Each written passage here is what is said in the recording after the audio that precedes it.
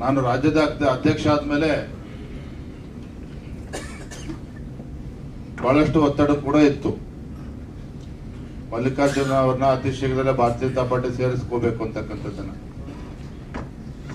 ಆದ್ರೆ ಇವತ್ತು ಆ ಕಾರ್ಯ ಪೂರ್ಣಗೊಂಡಿದೆ. ತಮಗೂ ಕೂಡ ಗೊತ್ತಿರೋ ಹಾಗೆ ಇತ್ತೀಚೆಗೆ ನಮ್ಮ ಮಾಜಿ ಮುಖ್ಯಮಂತ್ರಿಗಳಾಗಿದ್ದಂತಹ ಮಾನ್ಯ ಶ್ರೀ ಜಗದೀಶ್ ಶೆಟ್ಟರ್ ಸಾಹೇಬರು ಕೂಡ ಕಾಂಗ್ರೆಸ್ ಪಕ್ಷವನ್ನು ತೊರೆದು ಭಾರತೀಯ ಜನತಾ ಪಾರ್ಟಿ ಸೇರಿರ್ತಕ್ಕಂಥದ್ದು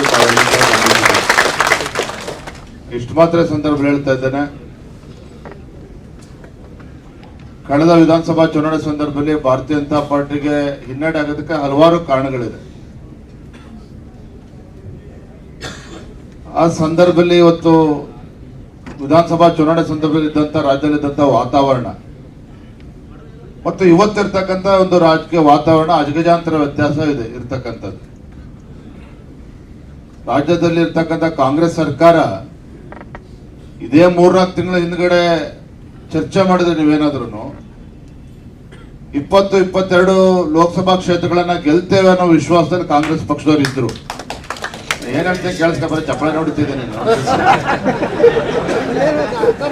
4-5 ತಿಂಗಳ 3-4 ತಿಂಗಳ ಹಿಂದೆ ಕಾಂಗ್ರೆಸ್ ಪಕ್ಷದಲ್ಲಿ ಯಾವ ಉತ್ಸಾಹ ಇತ್ತು ಅಂತ ಹೇಳಿದ್ರೆ ಲೋಕಸಭಾ ಚುನಾವಣೆ ಯಾವಾಗೇ ನಡೆದ್ರು ಸಹ 20-22 ಸೀಟನ್ನ ಕಾಂಗ್ರೆಸ್ ಗೆಲ್ಲುತ್ತೆ ಅಂತ ಹೇಳಿ ಕಾಂಗ್ರೆಸ್ ಪಕ್ಷದ ಮುಖಂಡರು ಮಾತನಾಡ್ತಾ ಇದ್ರು. ಇವತ್ತು ಯಾವ ರೀತಿ ಬದಲಾವಣೆ ಗಾಳಿ ಬೀಸಿದೆ ಅಂತ ಹೇಳಿದ್ರೆ ಇಡೀ ರಾಜ್ಯದಲ್ಲಿ ಇವತ್ತು ಭಾರತೀಯ ಜನತಾ ಪಾರ್ಟಿ ಪರವಾದಂತ ಒಂದು ವಾತಾವರಣ ಇದೆ. ನರೇಂದ್ರ ಮೋದಿಜಿಯವರ ಪರವಾಗಿ ಒಂದು ಅಲೆ ಮತ್ತೊಮ್ಮೆ ನಾವು ಕಾಣ್ತಾ ಇದ್ದೇವೆ. ಇದ್ರ ಪರಿಣಾಮ ಏನಪ್ಪಾ ಅಂತ ಹೇಳಿದ್ರೆ ಯಾವುದೇ ಸಂದರ್ಭದಲ್ಲಿ ಲೋಕಸಭಾ ಚುನಾವಣೆ ನಡೆದರೂ ಸಹ ರಾಜ್ಯದ ಆಡಳಿತ ಚುಕ್ಕಾಣಿ ಹಿಡಿದಿರ್ತಕ್ಕಂಥ ಕಾಂಗ್ರೆಸ್ ಪಕ್ಷ 1 ಸೀಟ್ ಗೆಲ್ಲಬೇಕು ಅಂತ ಹೇಳಿದ್ರು ಕೂಡ ತಡ್ಕಾಡ್ತಕ್ಕಂಥ ಪರಿಸ್ಥಿತಿ ಒಂದು ರಾಜ್ಯದಲ್ಲಿ ನಿರ್ಮಾಣ ಆಗಿದೆ. ಯಾವುದೇ ಕ್ಷೇತ್ರದಲ್ಲಿ ಕಾಂಗ್ರೆಸ್ ಪಕ್ಷದ ಮುಖ್ಯಮಂತ್ರಿಗಳಿಗೆ ಉಪಮುಖ್ಯಮಂತ್ರಿಗಳಿಗೆ 28 ಕ್ಷೇತ್ರದಲ್ಲಿ ಇಂಥ ಕ್ಷೇತ್ರ ನಾವು ಗೆದ್ದೇ ಗೆಲ್ತೇವೆ ಅಂತ ಹೇಳ್ತಕ್ಕಂಥ ಯಾವುದೇ ಒಂದು ಕ್ಷೇತ್ರದ ಕಾಂಗ್ರೆಸ್ ಪಕ್ಷದವ್ರಿಗಿಲ್ಲ. ಆ ರೀತಿ